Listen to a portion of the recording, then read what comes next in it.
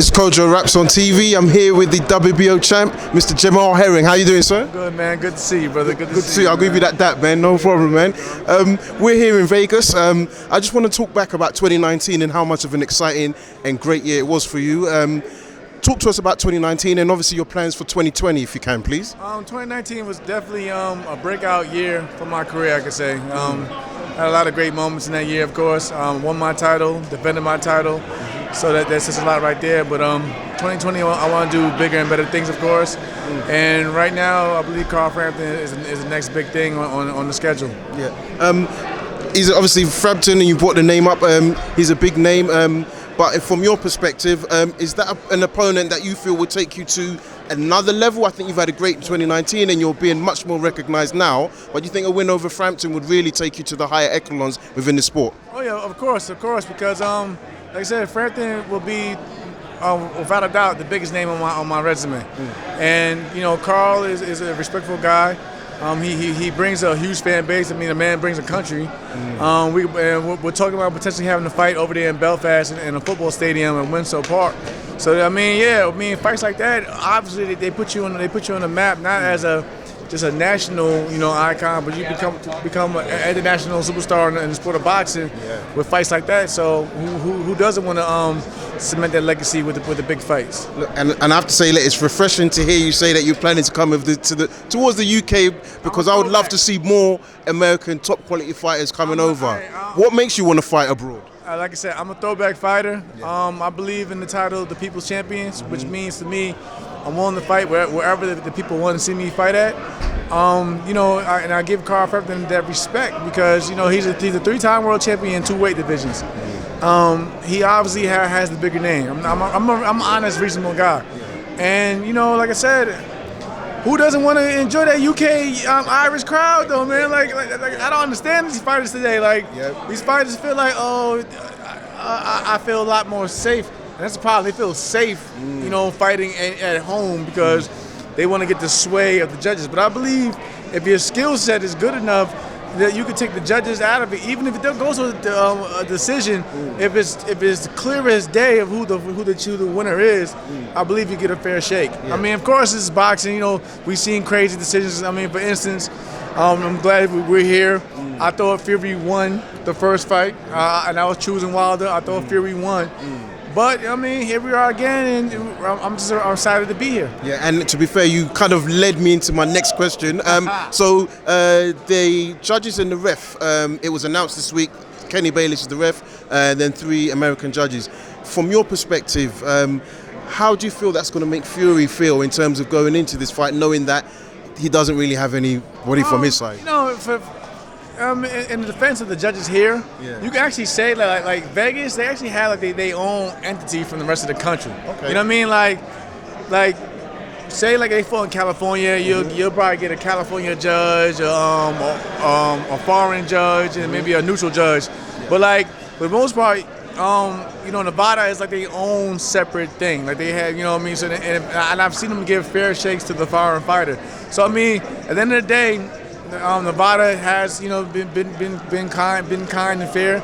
But I mean, of course, if I still was fair, I probably would still ask for a neutral judge because that's just how fighters are. We as fighters are in the business of boxing. But I believe there'll be a more definite answer this time around if it goes to the scorecards than it was in the first fight. Yeah. And you said you predicted Wilder to win, but you were honest enough to say you felt Fury won. There was a documentary in the UK where Jack Reese, who was the ref in the first fight, came out and said that he believed at the time that Wilder won the first 4 rounds. What's your thought on that going back? Yeah, that's crazy. That's real crazy. I didn't think that. I love the guy, but I just can't. You can't give a fighter like Fury down 4 rounds in the beginning of a fight. That's just crazy. I mean, and then if he's down 4 rounds of a fight and then he's knocked down twice, he pretty much just lost it right there. So that was just crazy and disrespectful. But hopefully, like I said, we get it together because since we want more fights here, we still want big fights here, and we don't need bad scoring, putting a black eye on the sport of boxing. Yeah, and it's kind of a bad one for Jack Reese because he done such a great job with the count. I know people thought it was a little bit over, but I think we saw Fury get up and he was still active and could still fight. So saying that he felt Fury was down in the first 4 kind of puts a bit of blemish, right? That's kind of a jab right there to Fury, but Yeah. I mean, for the most part, like I said, that was just maybe the one black eye on the fight, but it got us here. It got us here to another potential big fight, but more importantly, you know, with Fury after that fight changing over the top rank, it actually brung PBC, streets together to make it one lane. So I mean, some positives did come out for the rematch, but like I said, the only thing I didn't agree on was the scoring in the first fight. Even though the second fight, I still have to go choose Wilder, and this is why, because Wilder looks great in rematches. Rematches, he looks better than he did the first time around with his opponents. Ortiz, Tavern, you've seen it. And I wasn't too happy or pleased. A lot of us wasn't with Fury's last performance.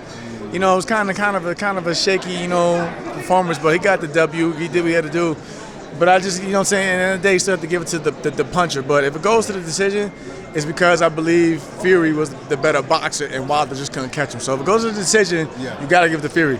But like I said, at the end of the day, he has to watch out for that right hand. Yeah. And in terms of, I was going to actually ask you in terms of the adjustments Wilder needs to make. I mean, he seemed to be impatient in the first fight, but other than patience, what do you think he needs to display? You got to stop touching that body, man. Fury is great on his feet. You gotta start. If you want to slow him down, you gotta start touching him in the body. You gotta stop head hunting. Because if you look at the first fight, what Fury was doing, dipping and ducking everything. Because he's seen it coming. He predicted it coming. So if you gotta mix it up, man, you can't be one-dimensional in there. Especially when you're fighting fighters at a higher caliber, you gotta bring multiple aspects to the table. Yeah. And last question. I know you're gonna have a busy afternoon. Javon Sugar Hill was brought into this camp. Obviously Ben Davison isn't working with Fury. What did you think about that when you heard Fury switch trainers and also so close to such a huge fight? Is it an advantage or disadvantage?